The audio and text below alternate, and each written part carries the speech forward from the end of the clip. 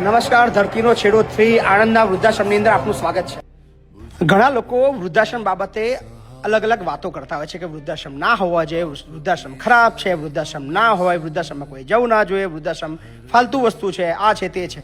પણ મને જ્યાં સુધી ખબર છે, આ બધા જ વડીલોની જિંદગી ખૂબ ભયંકર હતી.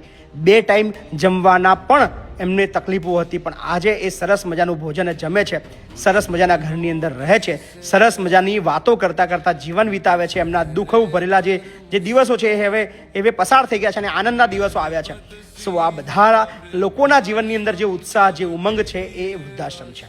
સો એકલવાયુ જિંદગી, રોડ ઉપર રખડતી જિંદગી, 2 ટાઈમ ભૂખ્યા રહેવાની જિંદગી, ક્યારે જમ્યા શું જમ્યા એની કંઈ ખબર નહીં, કોઈ મેડિકલ બાબતની અંદર પૂછવાવાળું નહીં, બીમાર થઈએ તો કોઈ દવાખાને લઈ જવાવાળું નહીં, પણ અહીંયા બધી જ ફેસિલિટીઝ. સો વૃદ્ધાશ્રમ આ બધા માટે સ્વર્ગ સમાન છે. કોણ શું કે છે એમાં મને નથી ફરક પડતો. મને ફરક એટલો પડે છે કે આ લોકોના જીવનની અંદર એક નવી ઉર્જા મળી છે, એક નવો ઉત્સાહ મળ્યો છે અને જિંદગી જીવવા માટેની એક ઉમ્મીદ મળી છે. આખી પરિવાર એક સાથે રહીને સરસ મજાનું જિંદગી વિતાવી રહ્યા છે મહિપતસિંહ ફાઉન્ડેશન ધરતીનો છેડો 3 આણંદના વૃદ્ધાશ્રમમાં.